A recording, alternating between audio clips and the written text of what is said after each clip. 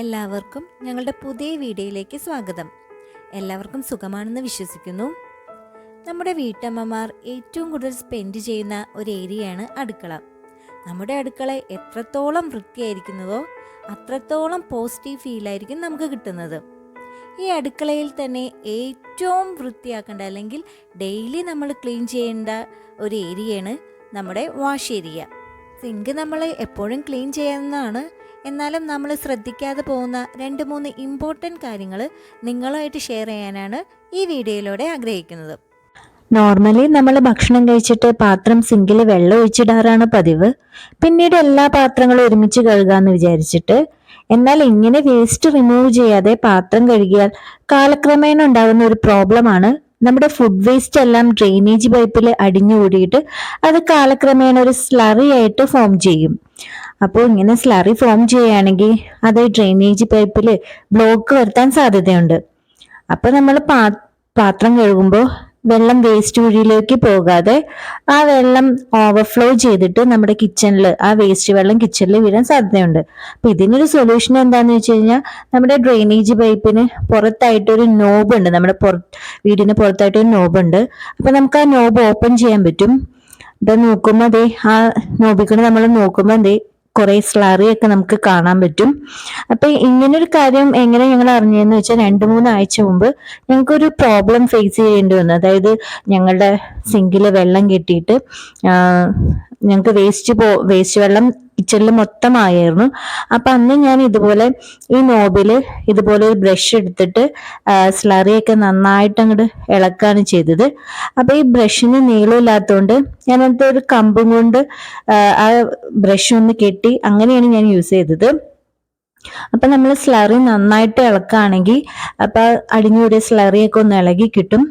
2 ആഴ്ച മുമ്പ് ക്ലീൻ ചെയ്ത കാരണം ഇപ്പോൾ ഈ ബ്രഷിൽ അധികം അഴുക്കൊന്നും കാണുന്നില്ല.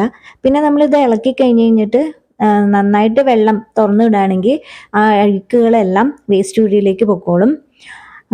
ശരിക്കും പറഞ്ഞു കഴിഞ്ഞാൽ ഇപ്പൊ കെമിക്കൽസ് ഒക്കെ അവൈലബിൾ ആണ് ഈ ഡ്രെയിനേജ് പൈപ്പ് ക്ലിയർ ആക്കാനുള്ളത്. പക്ഷെ അത് യൂസ് ചെയ്ത് കഴിഞ്ഞാൽ നമ്മുടെ ഈ കെമിക്കൽസ് എല്ലാം നമ്മുടെ വേസ്റ്റ് കുഴിയിലേക്ക് പോയിട്ട് നമ്മുടെ ഫുഡ് വേസ്റ്റ് ഡീകമ്പോസ് ചെയ്യണ മൈക്രോ ഓർഗാനിസത്തിനെ നശിപ്പിക്കുകയാണ് ചെയ്യണേ. അപ്പോൾ അതുകൊണ്ട് നമുക്ക് ഈ ഓപ്ഷൻ ആയിരിക്കും ഏറ്റവും ബെറ്റർ. അതുകൊണ്ട് 1-2 മാസം കൂടുമ്പോൾ ഇതുപോലെ ഡ്രെയിൻ പൈപ്പ് ക്ലീൻ ചെയ്യുന്നത് നല്ലതായിരിക്കും. പിന്നെ ഒരു കാര്യം പറയാന്ന് വെച്ച് കഴിഞ്ഞാൽ നമ്മൾ ഭക്ഷണം കഴിച്ച് കഴിഞ്ഞിട്ട് ഫുഡ് വേസ്റ്റ് എത്ര തിരക്കാണെങ്കിലും ഫുഡ് വേസ്റ്റ് ചെറുതോ വലുതോ എന്തോ ആയിക്കോട്ടെ അത് വേസ്റ്റ് ബിന്നിൽ കളഞ്ഞിട്ട് മാത്രം നമ്മുടെ സിങ്കിലിട്ട് പാത്രം കഴുകി കഴിഞ്ഞ് കഴിഞ്ഞാൽ നമുക്ക് ഇതുപോലൊരു പ്രശ്നം സോൾവ് ചെയ്യാൻ പറ്റും. പിന്നെ ശ്രദ്ധിക്കേണ്ട ഒരു കാര്യം എന്ന് വെച്ചാൽ നമ്മുടെ സിങ്കിലെ ടാപ്പ്, ആ ടാപ്പിൻ്റെ ഫിൽറ്റർ പോർഷൻ നമ്മൾ അഴിച്ചെടുത്ത് കഴുകുകയാണെങ്കിൽ അത് നല്ലതായിരിക്കും. കാരണം നമ്മുടെ കിണറിൽ നിന്നും ടാങ്കിൽ നിന്നൊക്കെ ഉള്ള കരടുകൾ വന്ന് അടിഞ്ഞുകൂടാൻ സാധ്യതയുണ്ട്. ഇപ്പം നോക്കിയാൽ ഈ ഫിൽറ്ററിൻ്റെ ഈ ചുറ്റുമുള്ള ഈ ഭാഗത്ത് തന്നെ നന്നായിട്ട് അഴുക്കുണ്ട്. അപ്പം നമ്മൾ ഈ ഫിൽറ്റർ ക്ലീൻ ആക്കുന്നതിനൊപ്പം അതിൻ്റെ ആ ചുറ്റുമുള്ള ഭാഗം കൂടി നന്നായിട്ട് ക്ലീൻ ആക്കുകയാണെങ്കിൽ നല്ലതായിരിക്കും. ചെറിയൊരു പോർഷൻ ആയതുകൊണ്ട് തന്നെ ഞാൻ ആദ്യം സ്പോഞ്ച് വെച്ച് ഉപയോഗിച്ച് കഴുകിയിട്ട് അത് പോകുന്നുണ്ടായിരുന്നില്ല. അപ്പം ഞാനൊരു ചെറിയ ബ്രഷ് എടുത്തിട്ടാണ് ഒന്ന് ക്ലീൻ ആക്കിയത്. സാധാരണ നമ്മളിതൊക്കെ അഴിച്ച് അങ്ങനെ ക്ലീൻ ആക്കാറില്ല, പക്ഷെ അങ്ങനെ ചെയ്യണോണ്ട് നല്ലതായിരിക്കും. കാരണം നമുക്ക് കരടുകൾ അടിഞ്ഞുകൂടി ഈ വെള്ളത്തിൻ്റെ ഫ്ലോ കുറയാൻ സാധ്യതയുണ്ട്. അപ്പം ഇങ്ങനെ ചെയ്യുകൊണ്ട് നന്നായിട്ട് നമുക്ക് പൈപ്പിൽ നിന്ന് വെള്ളവും കിട്ടും.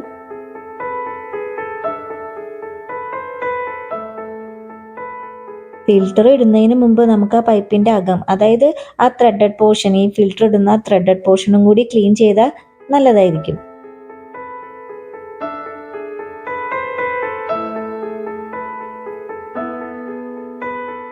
ഇനിയുള്ളത് സിങ്കിലെ ടാപ്പ്. അത് നമ്മൾ എല്ലാ ദിവസവും വെറുതെ കഴുകാറുണ്ടെങ്കിലും ഇടയ്ക്കൊന്ന്, അതായത് 2 ദിവസത്തിലൊരിക്കലെങ്ങാൻ സോപ്പ് സൊല്യൂഷൻ ഉപയോഗിച്ച് കഴുകുകയാണെങ്കിൽ നല്ല തിളക്കം കിട്ടും. അതായത് അതിനകത്ത് അഴുക്കൊക്കെ മാറി അത് ഫെയ്ഡ് ആവാതെ നല്ല തിളങ്ങി നിൽക്കും.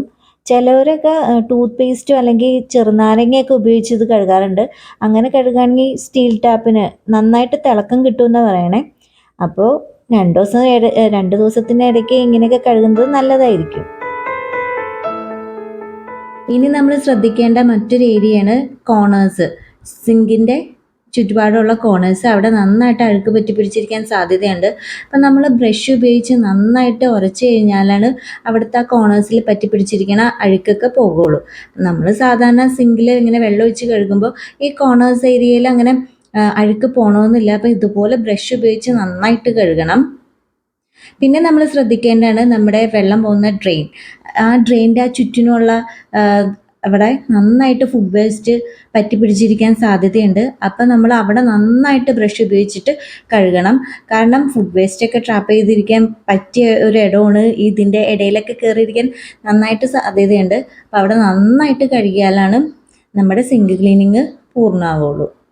അപ്പോൾ സിങ്ക് ക്ലീനിങ്ങിൽ ഞാൻ ഫോളോ ചെയ്യുന്ന കുറച്ച് കാര്യങ്ങൾ നിങ്ങളായിട്ട് ഷെയർ ചെയ്യാൻ സാധിച്ചതിൽ വളരെയധികം സന്തോഷം.